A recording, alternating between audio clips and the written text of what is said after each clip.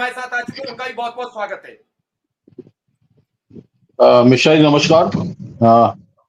मैंने कल रात में आपको एक ट्विटर का एक लिंक भेजा था, रात में, काफी रात में भेजा, 11 साढ़े 11 पे। मैं उस समय जग रहा था, मैंने वही तुरंत मैसेज आपको दिया था। उसी समय मेरे पास इतने फोन आ रहे थे, इतने मैसेज आ रहे थे, मैं जवाब नहीं दे पा रहा था, क्योंकि वो जो मैं लिंक संगठन मैंने में था। जी, वो तो लिंक मैंने विनय जी, कहीं एक से सेकंड, मिला। मैंने वो सवाल किया कि जो लोग शिक्षा मित्र को शिक्षक मानने के लिए तैयार नहीं है, उन लोगों ने एक धरना खत्म करा दिया। जो शिक्षक ही मानने को तैयार नहीं है, शिक्षा मित्र शिक्षक की दृष्टि में ना आए, वो कह रहे हैं हम शिक्षा मित्र का भला कर देंगे।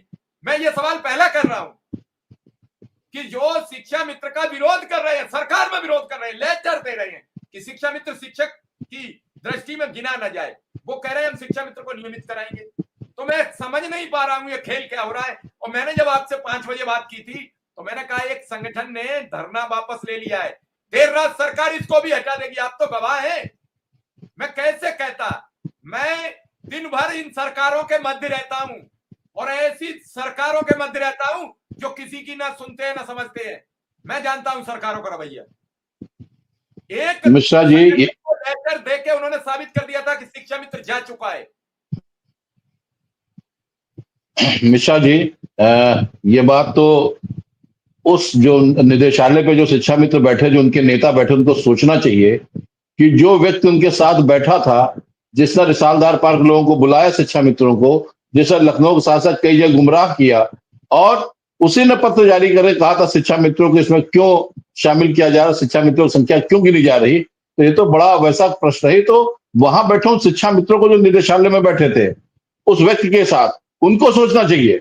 और ये तो वही व्यक्ति है ना, हमने कल भी आपको बताया था कि जब पूरे प्रदेश में अफरा तफरी मची थी, ऑनलाइन अटेंडेंस का दबाव पड़ रहा था, सारे संगठन का अनुदेशक शिक्षा में तो शिक्षकों के मोर्चा बना था। मोर्चा बनने के बाद जब पूरी मजबूती से लड़ाई लड़ी जानी थी, तो यही संगठन जाके सीधे अपर मुख्य सचिव, प्रमुख सचिव बेसिक शिक्षा के पास चला गया था, और जाके ऑनलाइन अटेंडेंस पोस्टपोन करा दी थी। जबकि उससे पहले माननीय मुख्यमंत्री जी का वो आया था, उनका वर्जन भी आया था माननीय मुख्यमंत्री जी का, कि जो भी शिक्षकों की समस्याएं हैं, उन्हें समस्या नहीं होनी चाहिए, उनकी समस्याओं का समाधान किया जाना चाहिए, त्वरित कार्रवाई इन पर किया जाए। उस समय इनके लिए कोई। आप सभी का आज की इस वीडियो में फाइनली शिक्षा मित्रों के मानदेय वृद्धि को लेकर हाल ही के अंदर की वार्ताएं शासन स्तर पर हुई हैं।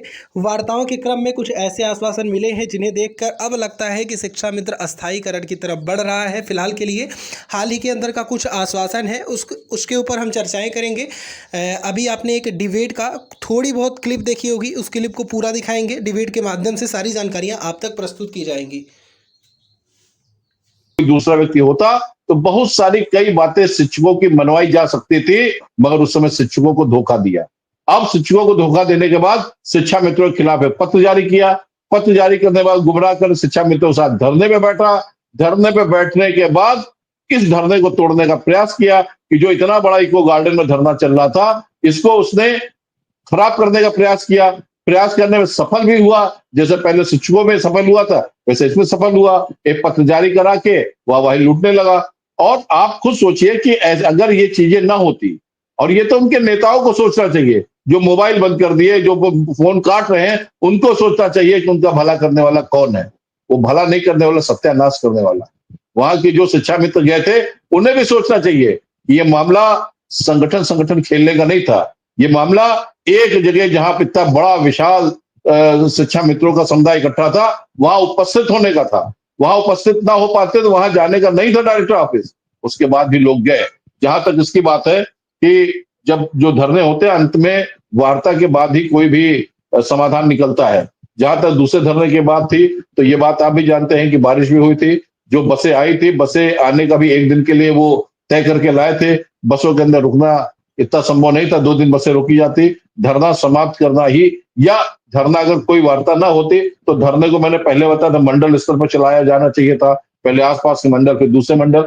मगर जो वार्ता हुई, अभी निगम जी से हमारी बात नहीं हो पाई थी, उनका पत्र ही मिला था जिसमें काफी कुछ चीजें हमको पढ़कर मैंने समझा कि क्या। निगम जी ने अभी मैसेज दिया है, वो डॉक्टर साहब के यहाँ बैठे हैं, अगर वो फ्री हो गए तो जरूर आएंगे। और निगम जी से मेरी देर रात बात हुई थी, तो मैंने कहा इसका सर कुछ निराकरण कराइए। मैंने निगम जी को रात ही 11 बजे फोन किया था और विस्तृत बातचीत हुई थी, क्योंकि लगातार मैं शिक्षा मित्रों की नाराजगी देख रहा था कि रुख बढ़ता चला जा रहा है। और चूंकि नहीं सब बारिश में भीगे हुए